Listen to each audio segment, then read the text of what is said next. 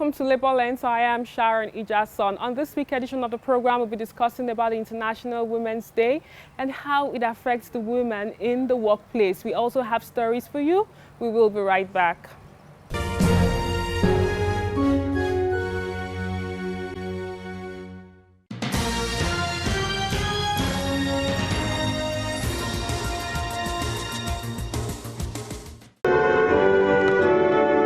This is the second General Assembly of the Association of Local Governments of Nigeria.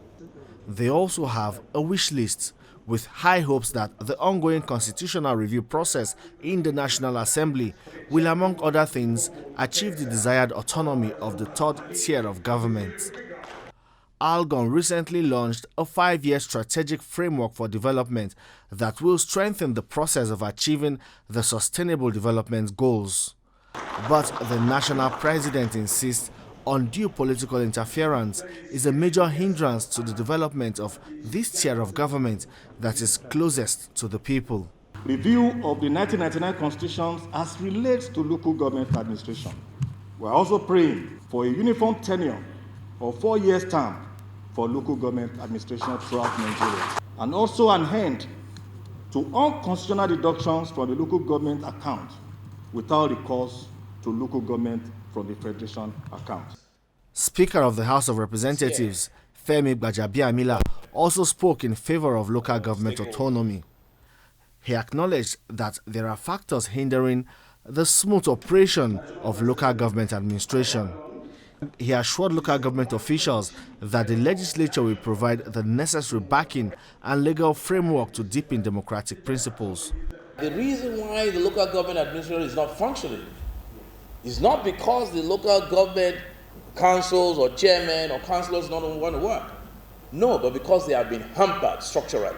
I am aware that many of these things that are your responsibility have been made difficult. You know why, I know why. But we end up suffering for it. But it has nothing to do with you. And that is why I say this time around, make these your resolutions historic. And we will be there to support you in the National Assembly.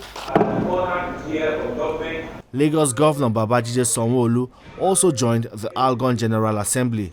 He commended the desire of the local government administrators to fast-track national growth and development. At the event, President Muhammadu Buhari was also inducted as the Grand Patron of the Association of Local Governments of Nigeria because of his efforts to sustain the growth of the third tier of government. Ladies and gentlemen, government functionaries and labor leaders, drawn from both public and private sectors, settled down for the business of the day. It was the inauguration of the National Labour Advisory Council with the aim of ensuring better industrial relations in the country. several other issues, many of which are. The Vice President, who joined the event virtually, said government is committed to stemming the current negative effects of the global financial and economic crisis on employment. Minister of Labour and Employment underscores the critical role of Advisory Council and said it promotes best practice of labour administration in line with international standards. Since 2014, the council had not convened due to administrative challenges, but the minister expressed hope that its constitution will further enhance better industrial relations. A series of industrial unrest in this country in the last decade, with its attendant negative consequences on sectoral and national productivity levels, including social and economic crisis in the world of work, is not something to cheer about. This situation has therefore created the urgent need to combat this growing phenomenon at the institutional level through harnessing the values and functions of the NLAC in our labor administration system. It is our expectation that the meeting of this very important industrial relation clearinghouse will be more timely, regular, and predictable. As social partners, we can achieve this if we all allow the required will and commitment in this direction. Governor of Imo State, who was represented by his deputy, said the Advisory Council will reduce continuous industrial issues in the country. The task before this council today is therefore more daunting than ever, as it will now have to profile 5 key recommendations to deal with the challenges of unemployment, poverty, and the state of industrial relations crisis, which have become exacerbated and are deep-rooted in the COVID-19 prevalence. One good thing about this platform is it's a tripartite institution. It's a tripartite body comprising of government, employers, and employees. So whereby you have the efficacy of this combination, it gives solution. The decision become automatic solution to challenges wherever they exist. So workers' benefit is that when you have a stable environment, when you have an harmonious environment for workers, that is when you promote productivity. Nigeria and The position of the National Labour Advisory Council became formalized into the labour practice with Nigeria's ratification of International Labour Organization Convention number 144 of 1976 on tripartite consultation between public authorities, employers, and workers' organizations at national and industrial level in 1994.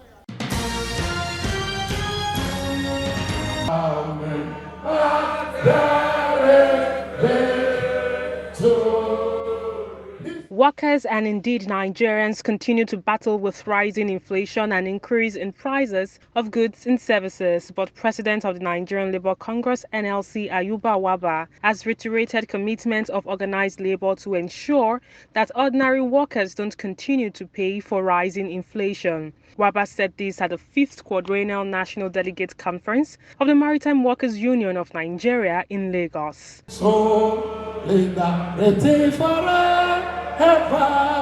the union makes up. There is no way we'll allow the inefficiency of our system that government, present and subsequent, have not been able to address to be now transferred to ordinary Nigerians. Already Nigerians are at a brink. In fact, we have been pushed to the wall. Many cannot even afford a meal per day, and therefore increasing the price of this very important commodity will exacerbate the current very bad situation.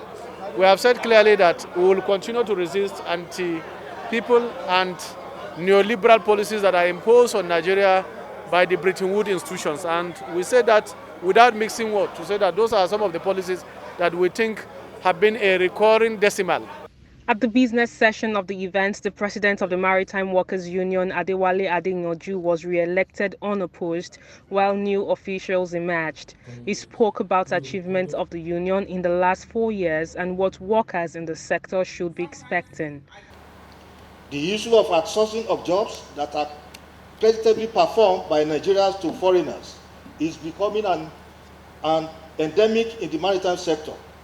A case in point being the recent outsourcing of its security function by a certain maritime company to foreign nationals who have no stake in this Nigeria project except for profit and capital flight.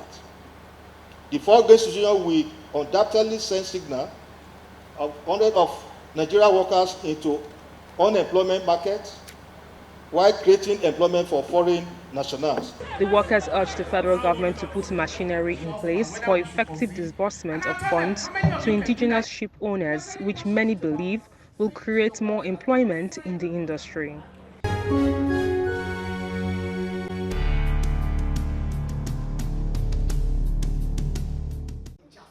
It's the 2021 International Women's Day celebration with the theme Choose to Challenge.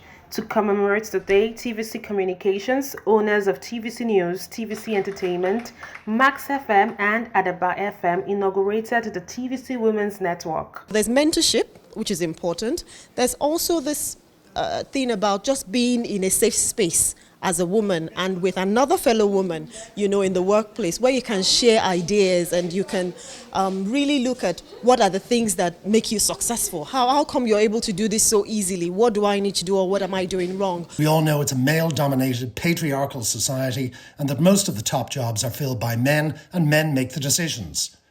If you accept that this won't change, then the same fate lies ahead for your own daughters.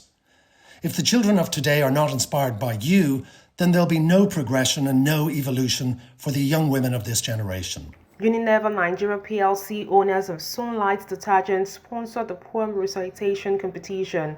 The participants composed poems on what TVC Women Network members choose to challenge as a woman in the workplace. What we basically do is give women a sense of empowerment financially that helps them to be independent, contribute their quota fairly to economic development and their homes and their family. As a brand, we look at empowering women in 3 different buckets, talking about the empowerment, talking about education, and of course influence.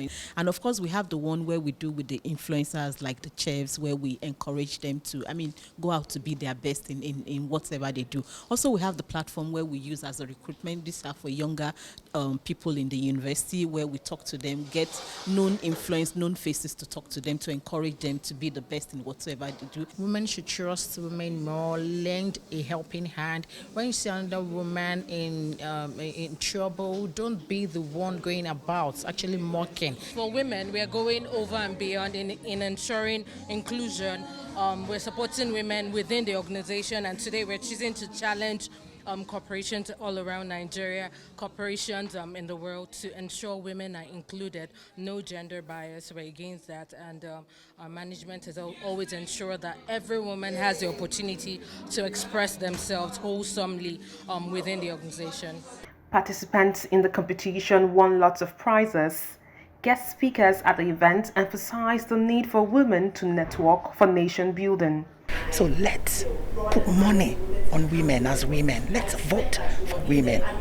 Let's campaign for her, irrespective of her political affiliation, irrespective of her tribe, irrespective of her faith. My call and my charge and my challenge to all of us today is to ensure that we do everything in our power. We provide the enablement, we set the tone, we provide the strategic direction. If it's men at the top, to ensure that we embrace women and we embrace diversity.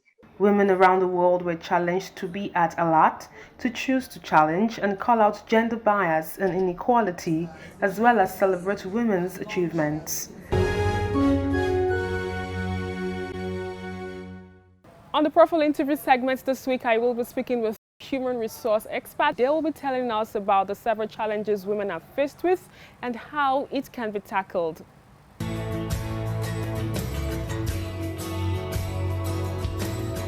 It's good to have you on the program. Thank you very much. A lot is happening in the workspace, and most especially the month of March. Women are being celebrated all over the world. So precisely, looking at the workspace with your experience as a human resource person, what do you think a woman can do to be more efficient at the workplace?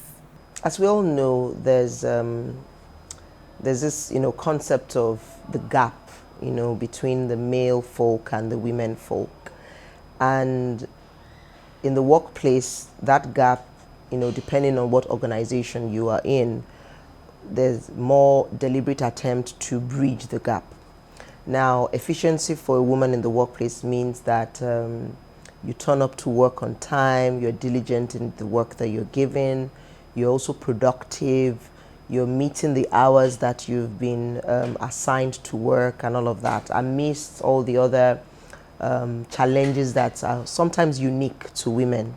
So I would say that from my experience, what will work generally or basically will be that you have a good support system. A good support system in the home front and even the workspace. And of course, support system ranges from immediate family to extended family, juggling life's demands, being able to manage your home front, your children, schedules, homework, assignments, and all of that. It differs per person, but you have to carve out what works for yourself. So whether you want to pay for, extra services or persons that will help you in the home front, or you want to, they say you borrow, you buy, or you build. You have family members that you can drop children off, you partner with schools. So on the home front, you have that. In the workplace, whether in the organization you work at or externally, you need mentors, you need sponsors.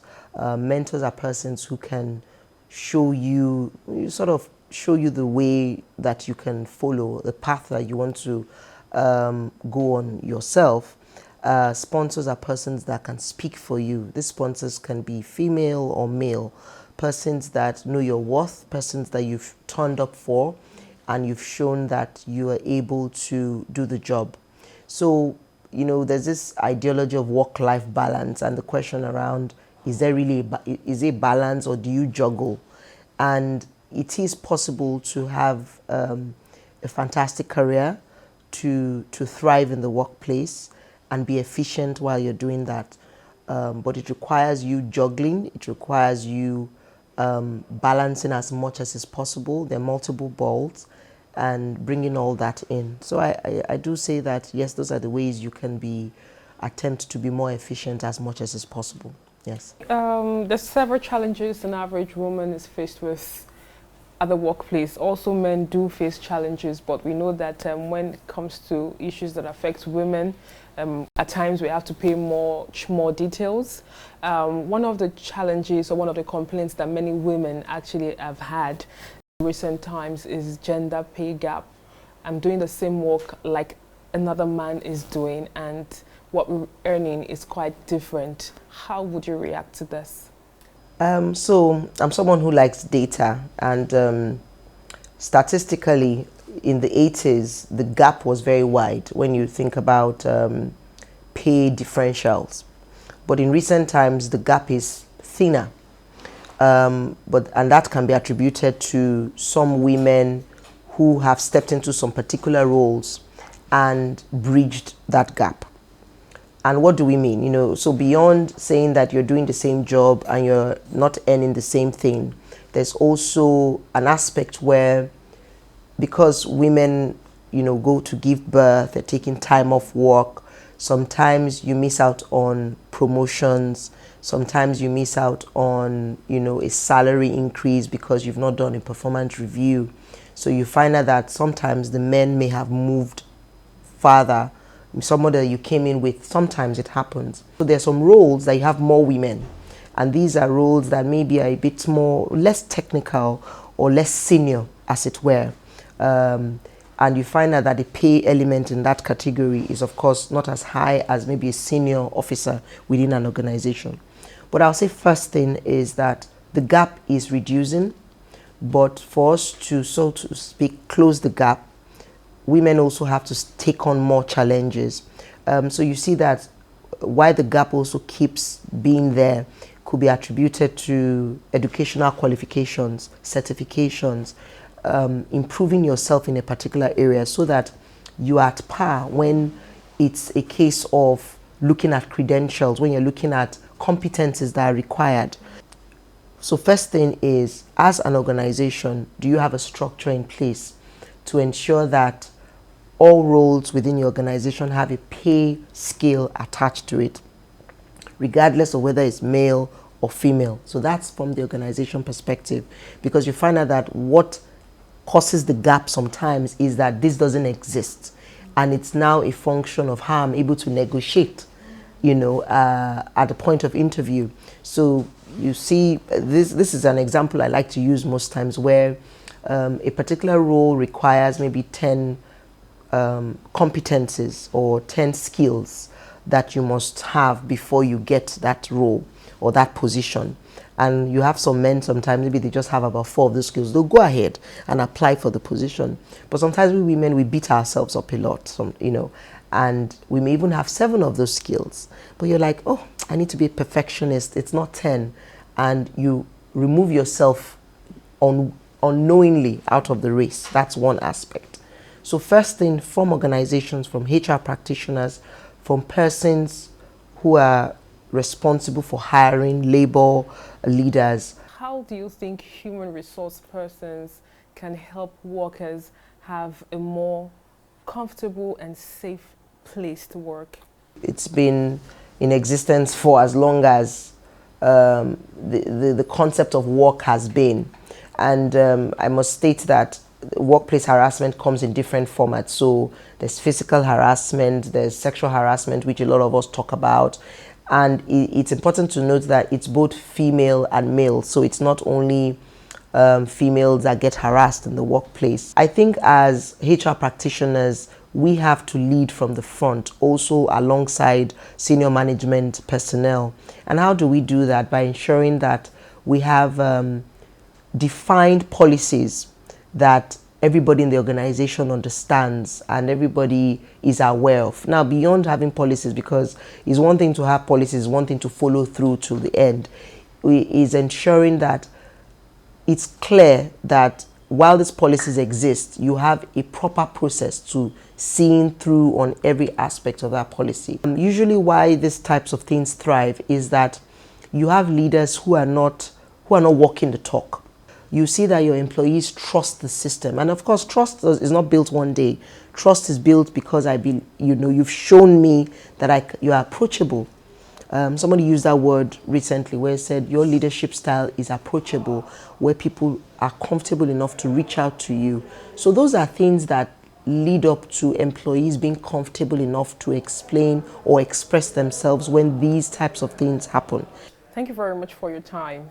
The conversation continues with the National President of ASWIFI, Comrade Oyinkansola Olasanoye. She'll be talking about conventions that the international labor organizations have made available for women working in different spheres of life across the world, and if Nigeria and Africa has ratified this convention. We will be right back.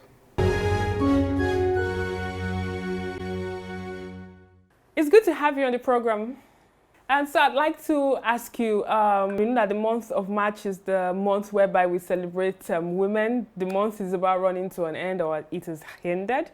Can you tell us, how would you say workers in the various sector in the NLC and TUC, how would you say they are responding to the issues that affect women in the workplace? International Women's Day speak about choosing to challenge situations that are not proper or that are not adequate in every sphere of life.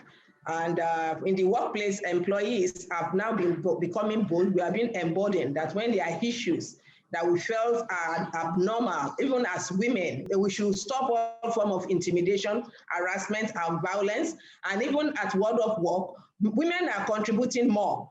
But when it comes to rewarding, we are not being adequately rewarded.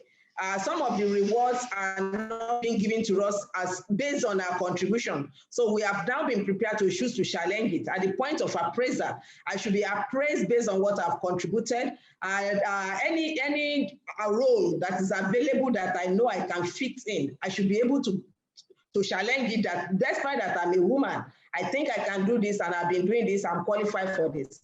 So in the world of work, more employees now are standing up for their right. They are standing up to challenge any situation that they feel is not right for them. And I think our employers are going ahead to see it also that we are ripe to get small things done.